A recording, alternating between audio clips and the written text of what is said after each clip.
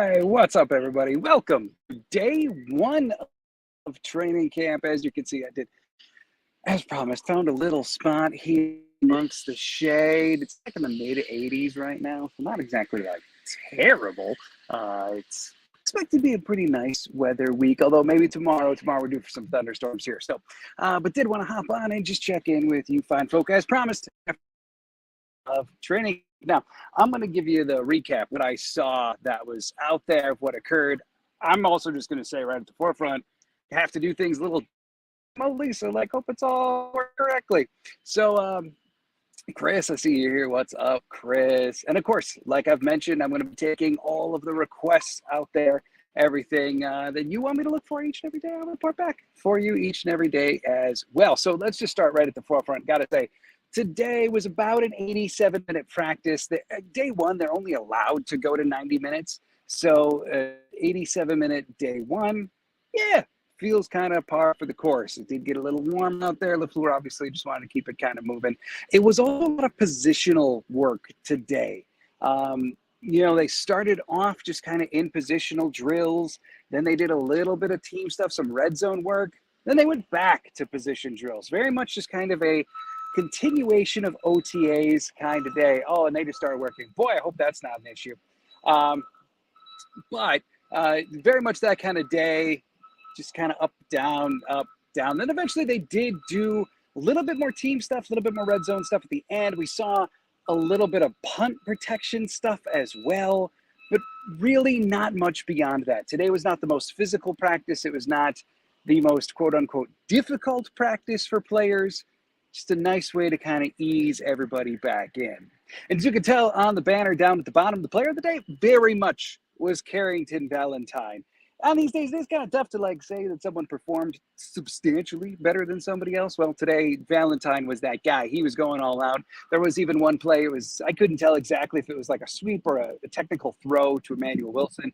Wilson found a gap, and he took it all the way down to about the goal line. Valentine chased him all the way down, wound up probably about 50 yards down the field, and then stripped the ball out at the goal line. Probably the most highlight-worthy play of the day. Valentine also had a very nice breakup at the goal line on, I believe, throw to Dontavian Wicks. That was a little out. Valentine stuck his hand in there and broke that up. Beyond that, though, other great performers today. Got to give the nod to Rashawn Gary. Gary did a very good job. He was lining up predominantly against Andre Dillard. Gary had a lot of pressure on Clifford, generating all these pressures, really disrupting what would have been a lot of sacks for Rashawn Gary. Others there, TJ Slayton got one as well. LVN got one as well. Kind of a rough day for some of the more questionable spots in the offensive line. And yeah, I noted Clifford, right? Clifford was really the only quarterback that got a lot of play today. Why not Jordan Love? Well, because Jordan Love's not going to practice until he gets his new contract. Matt LaFleur, Brian Gutekunst confirmed as much this morning when they were doing their pressers right before the practice began. They said that he's not going to go again until he gets his contract. What we don't know, I highly doubt that it's Jordan who doesn't want to play. Maybe it's his agent, because if he were to suffer some kind of injury, it would potentially derail a massive, probably $250 million contract that Jordan's going to get. Or perhaps this is just some caution on the Packers side too, saying hey, these first couple days, we know it's a lot of conditioning. We know it's a lot of install. You're fine in those regards. So let's get the contract done first, then we'll get you out onto the field. Well, so anyway, their approach to that today was basically just to play Sean Clifford instead. LaFleur said beforehand that it probably was going to be about a 50-50 split for quarterback play between Clifford and Pratt. That didn't come into fruition today. It was just an awful lot of Clifford today. They did something similar with kicker today as well. They got 3 kickers on the roster. I thought just like last year, they'd be rotating them through. Granted, Carlson didn't have competition for most last year, but still thought it would be some kind of rotation, even like we heard about what was going on at OTAs. Nope, not the case. It was Turner's day today. He attempted 6 different field goals. We'll get into the nitty gritty in that in just a second. So, that's kind of your overall recap. No Jordan Love. The offense predominantly struggled. Clifford was under massive duress all day long. And the defense, like it's really hard to tell defense without tackling and everything, but the defense was at least generating that pressure. And Carrington Valentine had himself one heck of a day. So let's get into some of the specifics, shall we? First of all, the starting lineup, the first string, the first guys that were out there today. Offensively, that would have been Clifford, Jacobs at running back. The offensive line was a little curious. Rasheed Walker, Elton Jenkins, Josh Myers. Then at right guard was Sean Ryan, right tackle Andre Dillard, tight end Luke Musgrave. The three wide receivers that were out first would have been Dobbs, Watson, and Wicks. The defensive side of the ball, the front four, pretty much as expected. Preston Smith, TJ Slayton, Kenny Clark, Rashawn Gary. Linebackers, Isaiah McDuffie, Quay Walker, and Eric Wilson with the first strings today over Edgerrin Cooper. We'll see how long that lasts. And then Nixon, Jair, Stokes, Bullard, and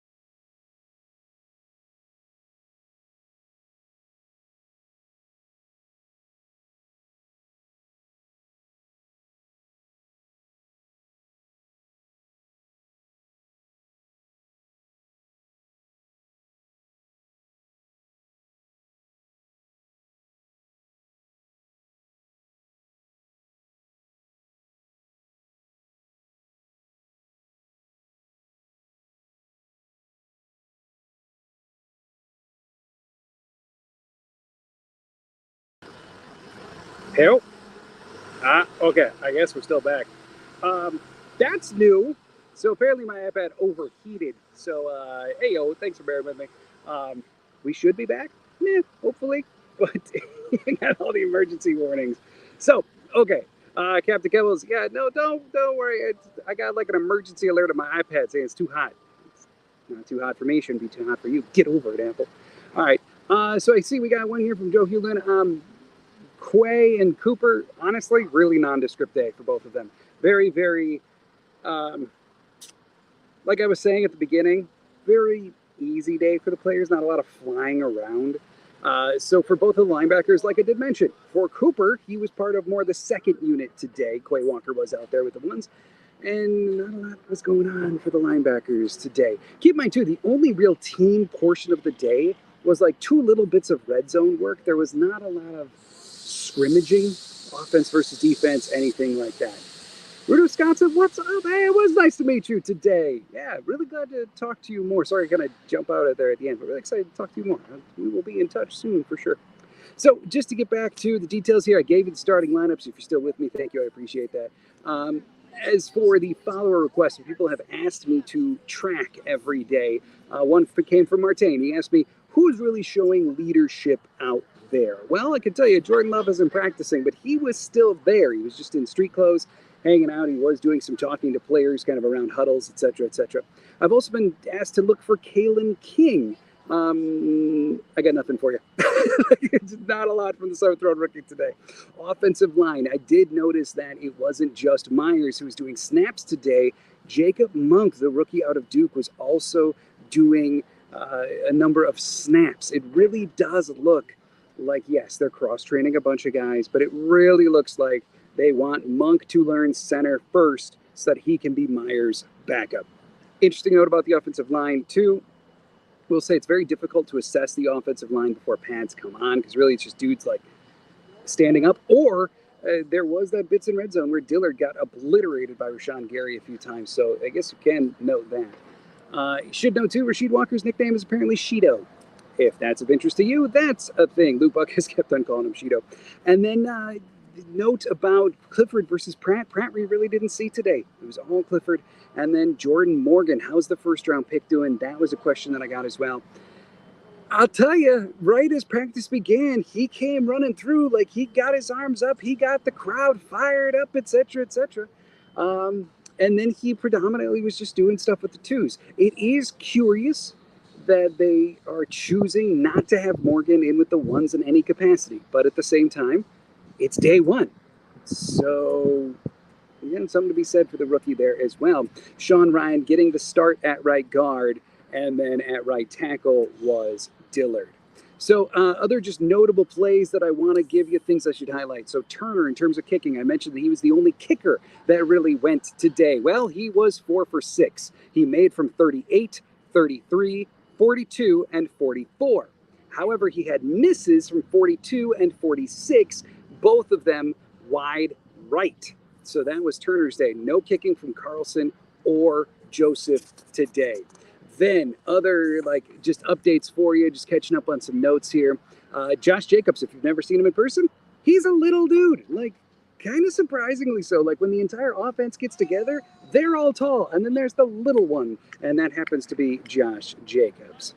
Steve, sup, John? Hope you're having a great time. Thank you, Steve. Do appreciate that. It's been a good first day, although a very busy first day with the shareholder meeting later today as well. Lots more humans here than training camp last year, that's for sure. The other thing about Clifford that I want to say, because he was something specifically that people wanted me to talk about, he was the only quarterback who really played today. It was apparent that he was in control of the offense, yes. But a number of his throws were still reckless, I think is the word that I would use the most. It was the kind of, pressure would come in, and because it's day one, they're not bringing out quarterbacks ever in camp, but really especially, they're not letting these guys get close. And so Clifford would sidestep, he'd be under duress, and then he'd try to find somebody. But the throw was often at the feet, still kind of in traffic. It was not a good day for Sean Clifford. Yes, he was in command, but the accuracy, where the ball placement was, questionable. It's questionable for sure. And then, like I said, lots of pressure. Captain Kebbles, you're saying it there. Gary being Gary already. I'm not kidding you. Rashawn Gary looked across the way, saw Andre Dillard there and said, bet.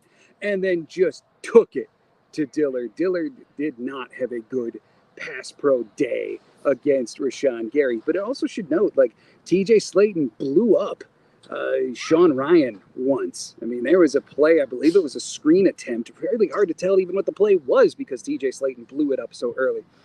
There was a play where LVN got in quick. He beat Rasheed Walker, and LVN had one. Really, one of the themes of the day was certainly pressure. And then in case you're wondering, who was practicing, who wasn't, Jaden Reed is out. He is expected to be back soon. Apparently it's some kind of toe injury for Jaden Reed, but really does not seem to be of much consequence. Corey Ballantyne was out. We knew that one was coming. Caleb Jones, Tucker Kraft. Zach Tom officially off of the list. He returned today. He just didn't really do a lot in his action today. Tyler Davis also returned today, but again, rather nondescript day for him. Keaton Oladapo, he is still out as well with his toe injury, hoping to come back soon. But as I'll show you here, most notable thing about Keaton Oladapo, he has dyed his hair yellow for the Packers, gold, I should say. So here's your notable development about Keaton Oladapo while he can't play. So that's about it. Like I said, this was not the most descriptive practice, wasn't the most involved practice. A lot Positional work, not a lot of team stuff. Clifford erratic, under duress. Throws were pretty consistently contested. Not a lot of running for Josh Jacobs. Good today for Carrington Valentine, for sure. Offensive line, though, left a little something to be desired, but I should note from the guys who are more so question marks than the others. And the whole Jordan Love thing, look, we don't know where it's coming from. This is not a holdout. Like, he's here. He's in meetings. He was on the practice field today talking to other guys. Agent, team might have just said, like, hey, we're within 48 hours to getting the contract done. Do you really need conditioning? No? Okay. Let's have you not go tear an ACL for a pointless day, and let's just have you chill, because that's going to completely screw your contract, and it's completely screw our team. So take a day off. I don't know. It's definitely not a holdout of the traditional variety for Jordan Love. It feels like it's just the smart play for both sides until that contract is done, because you know what's coming. And note too, Kenny Clark's contract getting done yesterday, a 3-year extension for $64 million, giving him $21 million a year, making him the 12th highest paid interior defensive lineman in the league. Like, this was not some complete rewrite of Kenny Clark's contract. It's basically a $4 million raise after he made another Pro Bowl. And Brian Gutekunst said earlier this offseason that the Jordan Love contract would be done first. If Kenny Clark's is done now, Jordan's is real close to done. So bear all of that in mind when it comes to the Jordan Love stuff. Like Hebel saying, I hear the money truck backing up. I think it's actually they're building, maybe these are more like, yeah, I think it's part of like the office building area, but maybe Jordan Love's just going to buy that building, back a Brinks truck up to it, because he's going to get paid. I don't know if you've seen the rumors out there, but the latest are that like it is going to be close to like 5 and 280, and he'll be getting close to 60. Yeah, I don't know about all that. That seems like just rumors at this point, but it does feel rather concrete to say like we are within 24, 48 hours of that contract being done, and Jordan Love coming back to the practice field. So, Big Al, hello there, John. Hello to you, Big Al. Checo 714. Packers going to have a fun and exciting season. And I will say, you can feel like it's just palpable here. Like last year, training camp day 1 had a whole lot of like, who's this Jordan kid? How's it going to go? Anders, I wish we had Mason Crosby back. Like there was just some trepidation. No, not this year. No, this is like I got here almost 2 hours before camp was about to break. And there was already a lengthy line to get into Ray Nitschke Field. So the excitement here, and I know it's shareholder day too, so like there's just more people in general, but it's palpable today for sure. Let's see, Captain Kebble's saying, a leaker said Jordan will in fact set the QB record for top dollar. I'm excited. Yeah, I saw that one. I think the biggest name one was probably Ricky on Twitter. Maybe, I don't know. Either way, like 2 years from now, it's going to be a bargain no matter what happens. You know, if you go by percentage of cap, taking up 22% of the cap himself, et cetera, 2 years from now, it's going to be like 10% that he's going to wind up taking up if it's 60 million. So it's going to be a bargain regardless. Captain Kebbel saying, to be honest, I'm all for setting the record. Hurts others' teams and is a discount since he's unproven, for whatever people try and say. Yeah, the whole small sample size, I just don't buy it. Because even at camp last year, we were talking about like the talent is there. It's just the whole thing has got to mesh, and then eventually it did. Yeah, really good question here from Kebbles as well, saying, does camp have an admission fee? Never been. No, it does not. It is free. The only thing is you got to get here fairly early. So like, especially if you want good seats, right? Seats where you can see the entire field. Then you got to get here early. Or seats where you want a backrest because you're sitting against the back bleacher and you got a fence. And you got to get here early. The rest, though, no admission fee, but it does fill up. So if you're not here by the time practice starts, chances are you're not getting in until somebody else leaves. So all things to keep in mind. Generally, like if practice starts at 10:30, I get here at least by like 9 o'clock. If I know it's going to be a busy day, then like 8:30-ish. Steve asking, did Claudia make the grilled cheese with bacon sandwiches for training camp? Hey, she might be here tomorrow. Like, assuming camp actually happens tomorrow, Maybe I'll report back to you on that tomorrow, Steve.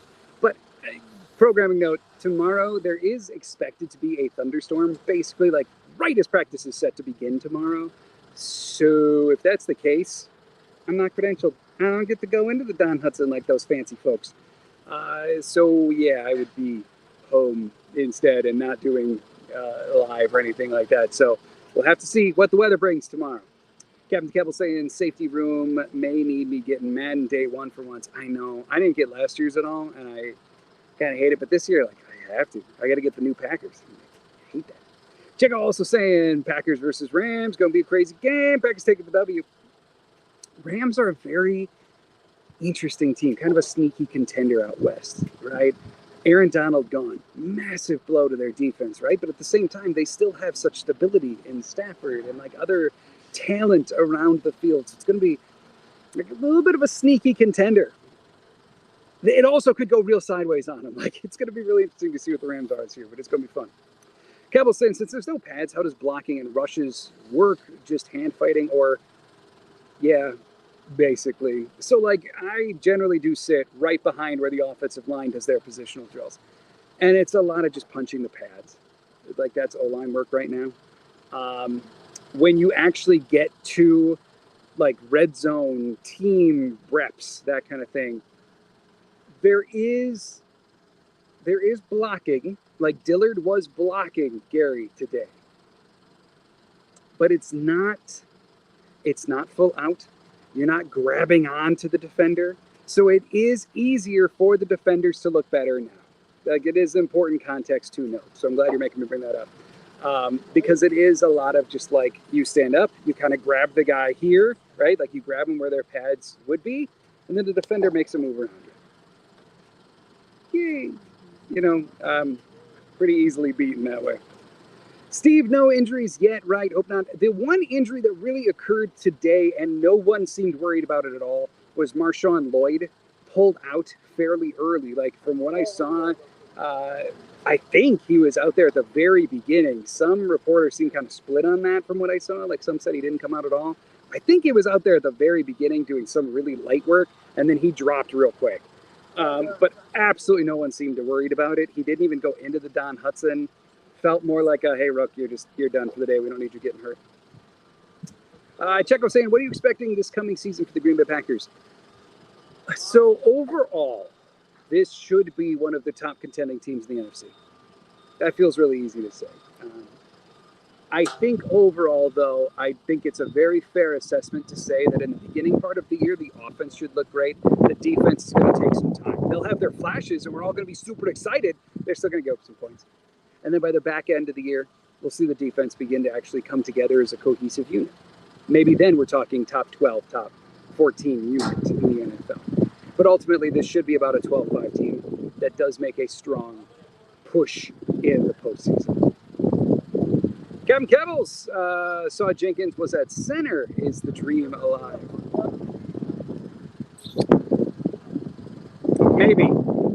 Maybe. Although I kind of doubt it. It felt like a hey, let's see there. But you figure, like, if you're gonna put Jenkins at center and bench Myers, who are the two guards, right? Because Sean Ryan, we've covered extensively how like he didn't really ascend that much last year.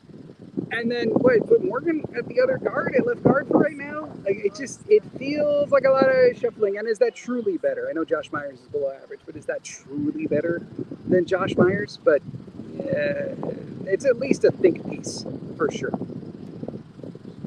Kevin Kettle's crazy to think our running back room improved. Something that Dylan feels like a good number 3 option. Yeah, and I think Dylan does have that job, like, well in tow right now. Emmanuel Wilson would really have to do great again to oust him. Even Jacobs, Lloyd especially, has talked glowingly about Dylan to this juncture. The fact that he knows everything. He knows the offense. He's willing to help. All of that so goes strongly in favor of Brady. All right, I'm going to shift this more into the shade so that doesn't turn off from heat again. Let's see. Lee saying, I think Dylan gets more snaps early season than Lloyd. I'm with you, Lee. I'm inclined to agree for some of those reasons that I listed. Steve, what's the new defense looking like? Right now, it was a pressure-filled day, kind of an easy day to get pressure, though, against Clifford and an O-line that wasn't really blocking hard. Other than that, though, that's like very little teamwork today. Really hard to say in totality what the defense looked like. And then Captain Kevil's saying they had Jake Hansen on the line, Brother and Newman. Anything is an improvement. Oh, it was a good day. It's a nice day, Kevils. You really got to drag us all back there? You got to be talking about Jake Hansen's PFF grade of 14 when he was pass blocking and how embarrassing that was for all of us. You really got to do that, don't you? Ouch. It's a nice day. Let's keep it positive. All right, everybody, I will hang out here just for one more second. See if anybody's got more questions. I'm going to jump. But this is basically going to be it every day for training camp. But if you want me to look for something specific day in and day out, I'm happy to do it for you. Hopefully, now that I know my iPad requires shade, that's not going to be an issue anymore. So be on the lookout for that. But each and every day that I can come to practice, which is like most of them, we'll see. Lee, looking forward to the tight end battle behind Kraft and Musgrave. Yeah, I mean, it should be a lot of fun. I think Ben Sims is a very definitive role that he's going to have on the team for sure. And then you kind of get into, well, what about, if you're going past Ben Sims, what about Tyler Davis? Do they still have a role in mind for him? Is he still safe on the roster with being the special team snaps leader from 2022? Or are they comfortable moving on? Is there it's like a Joel Wilson or Messiah Swinson from what we've seen from them so far? No, but, long way to go at camp for sure. But it should be a fun one. Kevin Kebble's saying Bullard mostly back off or they move him a bit today. And yes, brother, I'm always going to brag how far I've done it. All right. If you did the context of bragging, that works. Bullard, like I said, I don't want to say backed off, but at the same time, the only time we saw actual defensive play today was in the red zone. So it's not, the defense was not exactly exotic in the red zone. Let's say that. And it was a very limited number of snaps that we got to see today. So not much activity from Bullard, let's say that. Kevin Kells is in deep playing center field. Yeah, I mean, with it being red zone only today, he was playing safety. Steve, just be safe, John, and have a great time. Thank you, Steve. Really appreciate that. I'm looking forward to doing this with you all every day. It should be a good time. And then Checo saying, thank you for the update. Go, Pack, go. Absolutely, Checo. It's what I'm here for. So, all right, everybody, do believe it's time for me to jump on out of here. I am probably going to go live after the shareholder meeting, just because, there's not a lot to report on, to be frank. I may just wrap that into tomorrow's. And then let's see, if indeed there is a thunderstorm tomorrow, maybe I'll still go live just for a quick Q&A. Maybe not. We'll feel out tomorrow. Out of basically all of the days of the next 2 weeks, tomorrow looks like the largest question mark in terms of might be canceled for the general public, in which case then I cannot attend. So we will see what tomorrow brings. But this is kind of it. I'm going to find a shady spot every day, and maybe this one will become mine. Put a little plaque on it every day. But this is about it. So hope you enjoyed. Hope you enjoy training camp. This is going to be a really fun ride over the next 5-6 weeks. So thanks, everybody. Go have a great day. And let me get this ready. I'm a lot of whack on the iPad. Oh, goodness. All right. And as always, go, Pack, go.